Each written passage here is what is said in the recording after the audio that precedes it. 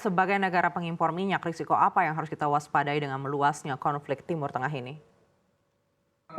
Oke. Ya, pertama kalau kita melihat, resikonya, terutama dari sisi import minyak kita ya, saya pikir yang pertama kita harus lihat dari sisi availability-nya ya, apakah suplai minyak kita akan terganggu atau tidak.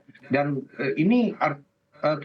kita harus ingat juga bahwa sebenarnya suplai, minyak, Indonesia itu atau import minyak Indonesia itu lebih banyak yang berbentuk BBM, minyak jadi.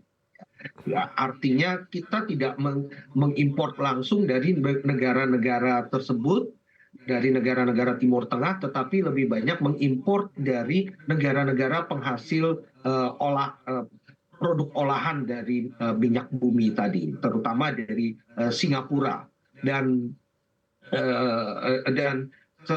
hampir minyak bumi itu sendiri import kita hanya sekitar seperempat dari import minyak kita secara keseluruhan ya.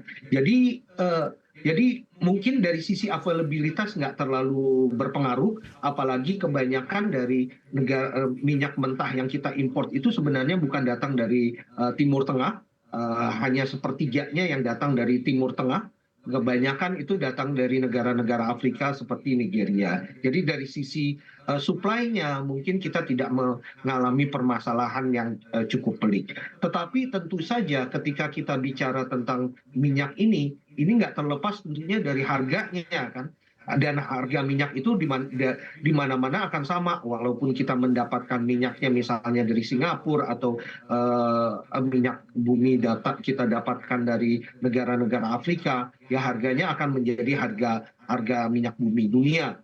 Dan harga minyak bumi dunia pasti akan terkerek makin tinggi lagi ketika konflik ini semakin meluas. Sekarang memang kita masih bisa melihat bahwa suplai minyak dunia itu sendiri tidak terlalu terpengaruh, dan juga kita juga melihat bahwa harga-harganya walaupun sempat terjadi kenaikan yang cukup signifikan akibat dari konflik Israel dan Palestina, kita bisa melihat bahwa masih belum terjadi yang cukup signifikan. Yang dikhawatirkan adalah kalau konflik ini seperti tadi saya katakan menjadi semakin konflik yang makin meluas dan terjadi open konflik antara satu negara dengan negara yang lainnya.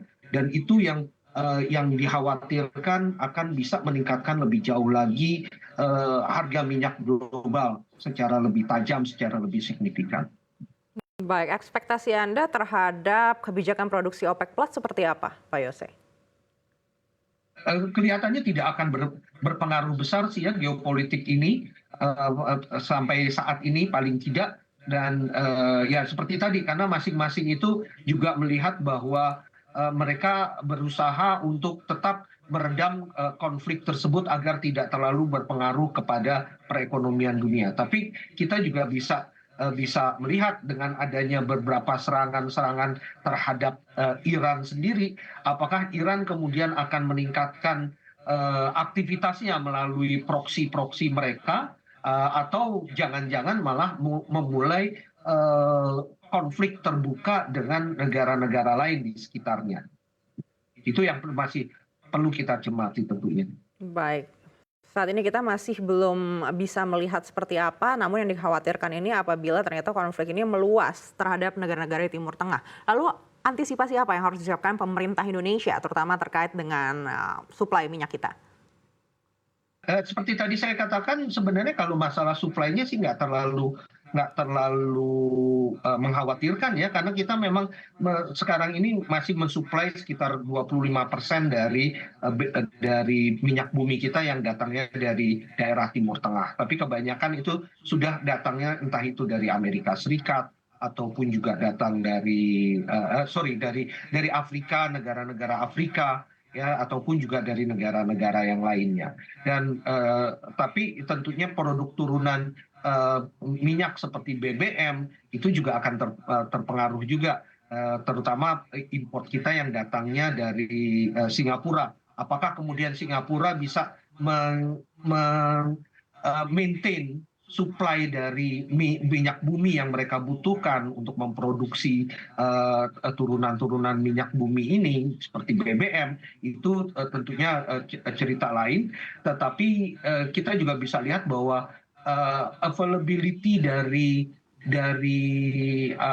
supply dari minyak di Singapura itu sendiri kelihatannya cukup terdiversifikasi dengan baik. Ya. Tapi ke depannya mungkin memang saya pikir apa yang harus dilakukan adalah kita mungkin harus lebih meningkatkan lagi transisi ekonomi, transisi energi kita. Seperti kita ketahui, semakin hari semakin rentan sekali ketergantungan kita terhadap berbagai fosil fuel yang ada, gitu ya, terutama minyak bumi ini. Kita sekarang ini sudah tidak bisa memproduksi minyak bumi secara cukup, dan pembangunan kilang bukanlah merupakan jawaban, karena dengan pembangunan kilang tetapi kita tidak mempunyai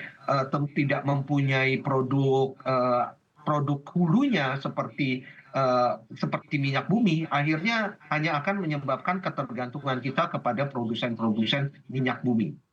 Dan oleh karena itu kita harus mendiversifikasi lebih jauh ketergantungan kita terhadap fosil fuel ini. Itu mungkin merupakan tindakan yang harus diambil dan mempercepat transisi energi. Baik, Pak Yose, kita tahu transisi energi ini membutuhkan tidak hanya biaya yang cukup besar, tapi juga infrastruktur yang siap begitu. Dan tadi Anda sampaikan jangan membangun kilang minyak. Apakah menurut Anda apabila kilang minyak ini tidak digenjot di dalam negeri, lalu kita tetap bergantung dengan impor, ini justru tidak akan menyebabkan masalah yang lebih besar lagi di sepanjang tahun 2024 ini? Ya, kalau kilang minyak itu kan sebenarnya refinery ya, yang saya maksudkan sebagai kilang minyak adalah refinery, tetap membutuhkan minyak bumi yang harus kita sourcing juga dari luar negeri. Dan sekarang ini produksi minyak Indonesia kan masih terus menurun minyak buminya. Sehingga kalau memang kita membuat refinery di Indonesia, kita tetap akan hanya shifting saja berbagai kebutuhan kita atau import kita yang tadinya dalam bentuk BBM, dalam bentuk turunannya, kemudian kita shift ke import minyak bumi, dan akhirnya kita tetap tergantung juga kepada para produsen minyak bumi yang ada itu, dan sayangnya produsen-produsen minyak bumi ini itu juga sangat prone sekali terhadap berbagai konflik geopolitik yang ada. Baik, Pak Yose, kita tahu ada kenaikan subsidi BBM di tahun ini dibandingkan dengan di tahun lalu. Apakah menurut Anda untuk jumlahnya sendiri ini cukup akan memberikan kita ketahanan apabila konflik geopolitik di Timur Tengah ini semakin meluas? Ya, kalau masalah ketahanan sih saya pikir masih cukup ketahanan ya, masih cukup akan membuat harga BBM rendah di dalam negeri, dan mungkin bisa terjangkau bagi kebanyakan pengguna BBM di Indonesia. Tetapi permasalahannya kan adalah dengan kita menahan harga BBM yang rendah tersebut, pengguna BBM juga tidak mempunyai insentif untuk mengurangi konsumsi mereka. Ya, tidak ada keharusan bagi para pengguna BBM ini untuk menjadikan aktivitas mereka lebih efisien, ataupun juga tidak memberikan insentif untuk melakukan alih energi ke energi yang lebih terbarukan tadi. Dan itu yang dari dulu sebenarnya kita sudah coba kurangi, tetapi sayangnya sekarang ini membengkak lagi subsidi BBM hingga beratus-ratus triliun yang kita habiskan setiap tahunnya. Ini sayang sekali, padahal waktu awal-awal pemerintahan Pak Presiden Jokowi kita sudah berhasil untuk mengurangi sangat signifikan sekali, tetapi sekarang kita lihat bahwa di akhir era pemerintahan Jokowi kita kembali lagi kepada titik nol, kepada kondisi semula dengan subsidi BBM yang sangat tinggi dan memberatkan ini.